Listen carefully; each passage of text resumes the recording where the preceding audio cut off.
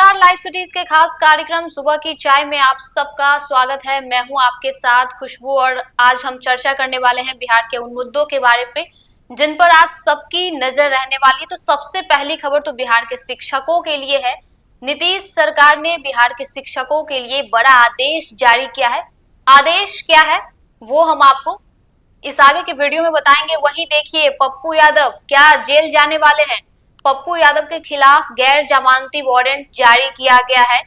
ये मामला जो है वो 32 साल पुराना है, वो भी हम आपको बताएंगे। इसके साथ ही बिहार सरकार के मंत्री जो है वो तेजस्वी के साथ खड़े हो गए हैं। आखिर ऐसा क्या बोल दिया है बिहार सरकार के मंत्री, और नीतीश कुमार के भी वो करीबी मंत्री हैं। इसके अलावा हम बात करेंगे उपचुनाव को लेकर। उपचुनाव में जो लड़ाई है वो अब हिंदू मुसलमान तक जा पहुंची है। अब मैदान में लालू यादव, बिहार के पूर्व मुख्यमंत्री, और बिहार के डिप्टी सीएम सम्राट चौधरी भी मैदान में कूद गए हैं। इसके साथ ही हम बात करेंगे प्रशांत किशोर को लेकर। प्रशांत किशोर अब लग रहा है कि बैकफुट पर आ गए हैं, क्योंकि उन्होंने फिर से 2 उम्मीदवारों को बदल दिया है। कौन कौन से वो सीट हैं वो भी हम आपको बताएंगे। इसके साथ ही हम बात कर लेते हैं जहानाबाद से कुशवाहा। उपेंद्र कुशवाहा की यात्रा की शुरुआत आज से होने वाली है।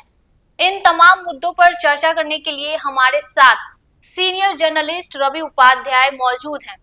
सर, शिक्षकों के लिए बहुत बड़ी खबर है।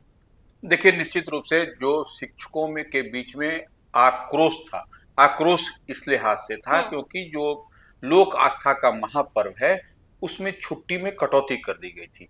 तो ये इसको अब उसी पर देखिए सरकार ने अब जो है सो नीतीश सरकार कह लीजिए या शिक्षा मंत्री सुनील कुमार है, वह जो है सो ये समझ रहे हैं कि लोक आस्था का महापर्व बिहार में किस तरीके से और कैसे मनाया जाता है, कितनी स्वच्छता के साथ, कितनी सफाई के साथ, और आम आवाम का उसमें कितनी बड़ी भागीदारी होती है। और उसमें गुरुजी का मतलब शिक्षक या वो पुरुष हो या महिला हो, सब लोग समान रूप से यह जो सो लोक आस्था का महापर्व छठ मनाते हैं। और इसमें कई दिनों तक उपवास रखा जाता है, खरना होता है, नहाए खाए होता है, तमाम तरह का वह जो रिचुअल्स है, वह जो ट्रेडिशनल जो व्यवस्था बनाई गई है वह होती है। तो उसमें जब छुट्टी में कटौती हुई तो यह उस लिहाज से शिक्षकों में बड़ा आक्रोश हुआ। और उस आक्रोश का नतीजा यह हुआ कि अब शिक्षा विभाग जो है वह अब फिर से छुट्टी उन लोगों की 6 नवंबर से लेकर के 9 तक, यानी खरना के दिन से, हाँ, वो इन लोगों के लिए यह व्यवस्था कर दी गई है। पूर्ववत आप जो है सो 6 नवंबर से 9 नवंबर तक आप जो है सो छुट्टी उन लोगों के सैंक्शन हो गई है। अब सरकार ने एक बड़ी राहत कह लें तो यह दी है। लेकिन ये निश्चित रूप से लोक आस्था का महापर्व बिहार में होता है, लेकिन देश दुनिया में इसकी धूम होती है। विदेशों में भी जो बिहारी होते हैं वह भी लोक आस्था का पर्व मनाते हैं। तो ऐसे में निश्चित रूप से नीतीश सरकार ने एक बड़ी राहत कह ले, जो अड़ी हुई थी कि नहीं छुट्टी जो है लगातार बवाल कर रहे थे शिक्षक। हाँ, बिल्कुल। तो वो अब जो है सो शिक्षकों को एक बड़ी राहत देने का काम शिक्षा विभाग नीतीश सरकार ने किया है। तो चलिए, छठ पूजा की छुट्टी को लेकर शिक्षकों को सरकार ने बड़ी राहत दी है। अब बात करेंगे पप्पू यादव को लेकर। क्या पप्पू यादव जेल जाने वाले हैं? नहीं, देखिए, पप्पू यादव, राजेश रंजन और पप्पू यादव जो पूर्णिया से निर्दलीय सांसद हैं, उन पर 31 साल पुराना एक मामला है। वह है उत्तर प्रदेश के गाजीपुर का। तो गाजीपुर में वह जो उन पर पप्पू यादव समेत 11 लोगों पर, उनके साथ में जो उस दरमियान होंगे, तो वो 31 वर्ष पुराना मामला है। तो 31 वर्ष पुराना मामला है और उसमें क्या है कि वह चुनावी सभाओं में गड़बड़ी करने का, इसी लिहाज से न्यायालय ने, जो MP MLA कोर्ट है, उसने जो इनको वारंट जारी हुआ है। तो इसमें अगली सुनवाई 4 नवंबर को होगी और 4 नवंबर को सबको वहां पर उपस्थित होने का आदेश जारी किया गया। तो इसमें देखिए, चुनावी सभाओं में गड़बड़ी करने का ऐसा कुछ तो मामला है नहीं। यह ठीक है, MP MLA कोर्ट है, यह न्यायिक प्रक्रिया है और उस कारण से जो है सो कहीं ना कहीं इनको कोर्ट की ओर से यह आदेश दिया गया हाँ, कि आपको आना होगा। बिल्कुल। तो यह कोई बहुत बड़ा कोई आपराधिक कृत्य नहीं है। यह आप ठीक है, जो चुनाव में कई लोग जाते हैं तो वह जो चुनाव आचार संहिता होता है, तो चुनाव आचार संहिता के दायरे में जो लोग आते हैं वह उन पर जो है सो वो एक्शन रिएक्शन होता है। तो वही पप्पू यादव समेत उनके साथ में जो 11 लोग थे उनको जो है सो हाजिर होने के लिए कहा गया है 4 नवंबर को एमपी एमएलए कोर्ट में। तो निश्चित रूप से यह पुराना मामला है, तो इसमें ऐसा कोई बड़ी बात जहां तक अब दिखाई पड़ रही है वह नहीं है। लेकिन हाँ, अब यह तो एक परसेप्शन सा डेवलप हो जाता है कि भाई अब के जो न्यायालय से आ गया तो क्या होगा, ये हाय तौबा, यह उनके चाहने वालों के बीच में मची हुई है। लेकिन ऐसी कोई बात दूर दूर तो यह कहीं ना कहीं इसमें आप जाइएगा, इसमें देखिएगा तो आप तो जमानती है, इसमें ऐसा कुछ बात नहीं।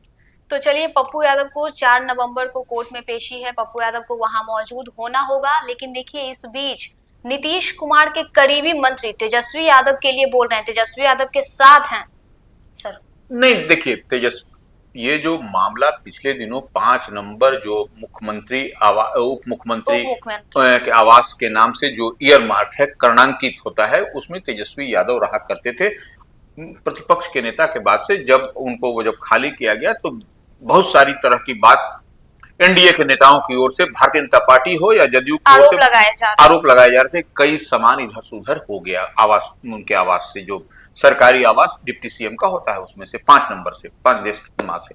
लेकिन जब नीतीश कैबिनेट के मिनिस्टर जो भवन निर्माण मंत्री हैं, वह जिम्मेवारी उन्हीं की जयंत राज, तो वो उन्होंने स्पष्ट कहा कि ऐसी कोई अभी तक अभियंताओं के द्वारा विभाग की ओर से कोई जानकारी इस तरह की नहीं दी गई है कि कोई सामान उसमें से गायब है। तो निश्चित रूप से या जब मंत्री जब क्लीन शीट दे रहे हैं जब, तो अब ऐसे में यह जो आरोप लगा रहे थे एनडीए के नेता, तो यह तो कहीं कुछ पूरी तरह से क्रिस्टल क्लियर है। अब पूरी तरह से सफाई हो गई कि नहीं, कहीं कोई इसमें झोल झाल नहीं। बीजेपी वाले तो आरोप ऐसा लगा रहे थे सर। हाँ, निश्चित रूप से वही तो हम कह रहे हैं कि एनडीए में या भारतीय जनता पार्टी हो या जनता दल यूनाइटेड हो, वह लोगों की ओर से लगातार इस तरीके की बात आ रही थी कि 5 नंबर से तेजस्वी यादव जब खाली कर रहे थे तो उनके जो सो कई सामान नल की टोटी तक उखाड़ के ले गए थे, टोटी ऐसी उसी तरह की बात कही गई। लेकिन अब जब भवन निर्माण मंत्री की ओर से ही क्लीन शीट दे दिया गया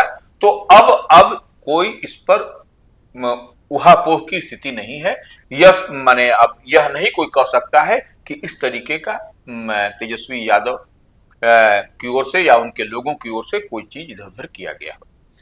तो चलिए, बिहार में उपचुनाव से पहले सियासी बवाल मचा हुआ है। अब लालू यादव और सम्राट चौधरी भी हिंदू मुसलमान करने लगे हैं। सर क्या कहेंगे? नहीं देखिए, सबसे बड़ी बात है कि जो अररिया के जो एमपी सांसद हैं, जिस तरीके से उन्होंने कहा, उसके बाद से ही यह बवाल, यह तूफान राजनीतिक रूप से शुरू हो गया। और तेजस्वी यादव ने भी देखिए बीच जंगल में अपनी गाड़ी को रोक करके बीते दिन, जब वो झारखंड में थे, चुनाव प्रचार में थे, झारखंड में वो चुनाव प्रचार में लगे हुए हैं अपनी पार्टी के लिए, अपने इंडिया ब्लॉक महागठबंधन के लिए, बीच जंगल में गाड़ी जो रोक करके उन्होंने लाइव वीडियो किया था कि हम ईंट से ईंट बजा देंगे, गंगा जमुनी तहजीब को जो है सो इन लोगों पे ये लोग खराब कर रहे हैं। तो अब और लालू यादव ने भी कह दिया, मेरे रहते तो नहीं होगा, मेरे रहते कोई इस तरीके की बात नहीं होगी जो है सो। तो यह जो अब एक भूचाल सा, राजनीतिक भूचाल सा आ गया, और इस भूचाल जो हम इतना बढ़ा कि अब जो है सो भारतीय जनता पार्टी के पूर्व प्रदेश अध्यक्ष और वर्तमान में उप मुख्यमंत्री सम्राट चौधरी ने भी बड़ा जो है सो कहा, बयान दिया है। वो उन्होंने क्या कहा, जिनके राज में दंगे और नरसंहार हुए, माने आरजेडी की ओर कहा है इशारा करते हुए, वो दंगों पर मुंह न खुलवाएं, ये नंबर 1। उसके बाद से लालू जी आपके और आपके परिवार के राज में, माने लालू प्रसाद यादव और उनकी पत्नी जो राबड़ी देवी थी, मुख्यमंत्री थी, उनके कार्यकाल में कई दंगे हुए, यह वह गिनाते हुए भी आ रहे हैं। सीतामढ़ी का हुआ और कई तरह का 15 साल के राज में न केवल सांप्रदायिक दंगे बल्कि जातीय दंगे और नरसंहारों की आग भी बिहार के लोगों को झेलना पड़ा। तो यह सब तो निश्चित रूप से देखिए, अब अभी बिहार में 4 सीटों पर उपचुनाव हो रहा है, रामगढ़, इमामगंज, बेलागंज और तरारी। तो अब इसी में एज लेने की बात है, और इसी बीच जो है सो भारतीय जनता पार्टी के फायर ब्रांड नेता और केंद्रीय मंत्री गिरिराज सिंह भी यात्रा पर निकले हुए थे।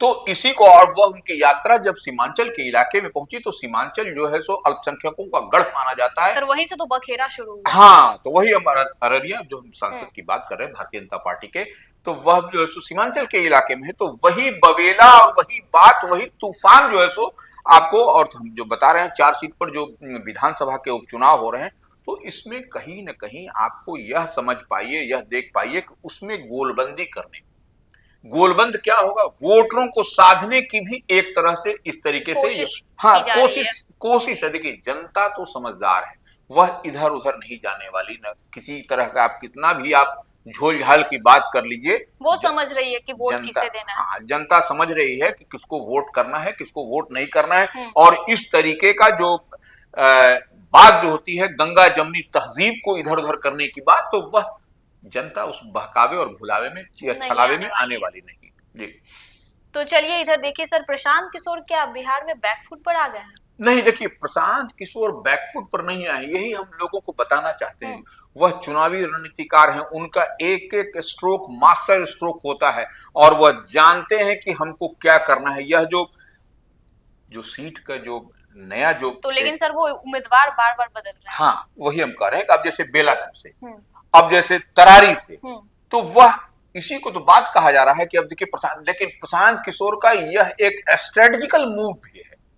अच्छा। यह एक रणनीति के तहत, क्योंकि देखिए वो चुनावी रणनीतिकार हैं, इस बात को समझिए, और वहां से उन्होंने प्रत्याशी को बदला नहीं है। अब जैसे मान लीजिए हम लोग सब लोग कह रहा है कि तरारी में देखिए किसको लड़ाना था, अवकाश प्राप्त लेफ्टिनेंट जनरल एसके सिंह को लड़ाना था, अब वहां से किरण देवी को लड़ा दिया है। तो किरण, देखिए यही तो अब सबसे चतुराई वाली चीज है कि वह उनके दिमाग में था कि हमको क्या करना है, और पार्टी के जो अध्यक्ष हैं या पार्टी जो भी थिंक टैंक जो प्रशांत किशोर के साथ में, उन लोगों की यह रणनीति थी कि उनको तरारी में क्या करना है, बेलागंज में क्या करना है, रामगढ़ में क्या करना है, इमामगंज में, बिल्कुल। तो यह इसी लिहाज से वह प्रत्याशियों को अदला बदली और ये वो करते नजर आए। अब देखिए बेलागंज से मोहम्मद अमजद को लड़ा दिया, तो मोहम्मद अमजद मजबूत प्रत्याशी है, वह जो है सो वहां का पूरे समीकरण को वह ध्वस्त कर देंगे। अब आपका अगला सवाल होगा कि प्रशांत किशोर तो कहते थे कि हम किसी भी वैसे लोग जो पहले से चुनाव लड़े हुए उसको टिकट नहीं देंगे। तो ऐसा वो राजनीति कर रहे हैं, कोई कसम खाए हुए हैं कि हम नहीं देंगे? यह सब तो देखिए राजनीति करने वाला आदमी कभी कोई खाता। हाँ, वह कसम प्रशांत किशोर खाए हैं कि हमको बिहार को बदलना है और एक नए तेवर में बिहार को लाना है, जिसमें बिहार और बिहारी कहने में लोग गौरवान्वित महसूस कर सकें। यही प्रशांत किशोर चाह रहे हैं। और आपके बच्चे लेकिन सर आप यहाँ ये कह रहे हैं, तो फिर बिहार की जनता प्रशांत किशोर पर विश्वास कैसे करेगी? नहीं, विश्वास आप देखिए, वह जो प्रत्याशी हैं वह कितने क्लियर कट प्रत्याशी हैं और कितने क्लीन हैं, कितने स्वच्छ छवि के हैं, यह तो एस्टेब्लिश है। इसमें कहां दिक्कत है? किसी पर कोई आपको इधर उधर कोई आरोप प्रत्यारोप या किस तरह का कोई दाग नहीं, सब लोग स्पॉटलेस है। तो ऐसे नेता, आप किरण देवी की बात करिए, तरारी से देखिए साफ छवि वाले हैं, आप बेलागंज से देखिए, आप जो है सो रामगढ़ से देखिए, तो आप जो है सो निश्चित रूप से जो भी आप रामगढ़ से ही जो उम्मीदवार बना दिया वो कुशवाहा को बना दिया। अब वहां पर दो क्षत्रिय समाज के बीच में लड़ाई होगी। अब देखिए वहां पर डेंट लगता हुआ, तो यह देखिए इमामगंज बेलागंज में भी देखिए अल्पसंख्यक को देकर के वहां पर भी दो यादवों के बीच में लड़ाई होगी वहां से। तो ये देखिए बड़ा स्ट्रेटेजिकल मूव है, इस बात को समझना पड़ेगा। और जनता निश्चित रूप से वेट एंड वॉच में है। और अब लालू प्रसाद यादव के भी कार्यकाल को भी देखा, एनडीए का जो बिहार में कार्यकाल रहा वो नीतीश कुमार की अगुवाई में लंबे समय से लोग देखते हैं। तो जनता भी यहाँ पर चाह रही है कि हमको क्या करना है, ऑप्शन की इंतजार में है। तो ऑप्शन मिलेगा तो निश्चित रूप से इधर उधर जाएगा लोग। यानी कि प्रशांत किशोर पहले से तैयार थे, उनकी रणनीति भी तैयार थी कि आगे क्या करना है। वहीं इस बीच जहानाबाद से उपेंद्र कुशवाहा सर आज से यात्रा की शुरुआत करने वाले हैं। देखिए उपेंद्र कुशवाहा जो राष्ट्रीय लोक मोर्चा और एनडीए फोल्ड के मजबूत जो है सो साथी हैं, राज्यसभा सांसद हैं, राष्ट्रीय लोक मोर्चा के राष्ट्रीय अध्यक्ष भी हैं और पूर्व केंद्रीय मंत्री हैं, वह निश्चित रूप से अपनी जो यात्रा है उनकी, वह तीसरे चरण की यात्रा, बिहार यात्रा जिसका नाम है, वह आज से जो है सो शुरू करने जा रहे हैं जहानाबाद से, और वह उस बेल्ट को पूरा वह साधते हुए नजर आएंगे। और देखिए इस समय उपचुनाव हो रहा है, ऐसे में उपेंद्र कुशवाहा का यात्रा करना कितना जो है सो एनडीए फोल्ड के लिए जो सो फायदेमंद होगा, ये हम कब बताना चाह रहे हैं। और उसी बेल्ट में वह जा रहे हैं जहानाबाद से बगल से ही लगा हुआ बेलागंज, इमामगंज, और उसके बाद से आगे बढ़ जाइए, फिर कैमूर उमूर होते हुए यात्रा है, तो निश्चित रूप से वह फायदा मिलेगी एनडीए प्रत्याशियों को। चुनाव में एनडीए को ये फायदा मिलने वाला और कुशवाहा समाज, हाँ, कुशवाहा समाज के बड़े और कद्दावर नेताओं में उपेंद्र कुशवाहा की गिनती होती है, तो इसमें अब कहाँ एक बट की बात है। तो चलिए अब उपचुनाव में कुशवाहा भी एनडीए को फायदा पहुंचाने की तैयारी में है, आज से वो यात्रा की शुरुआत करने वाले हैं। इसके साथ ही अब शिक्षकों के लिए बड़ी खबर ये है कि उन्हें अब छठ पूजा को लेकर खरना से छुट्टी दी गई है। इसके साथ ही पप्पू यादव जो है वो 4 नवंबर को गाजीपुर में पेशी के लिए जाएंगे। इसके अलावा हम बात कर लेंगे नीतीश कुमार के जो मंत्री हैं जयंत राज, उन्होंने तेजस्वी यादव को क्लीन चिट दे दिया है। इसके साथ ही प्रशांत किशोर ने अपने 2 सीटों से उम्मीदवार की बदली की है। अगर अभी तक आपने हमारे चैनल को सब्सक्राइब नहीं किया है तो सब्सक्राइब कर लीजिए, साथ ही हमारे फेसबुक पेज को भी लाइक कर लीजिए। वीडियो देखने के लिए शुक्रिया।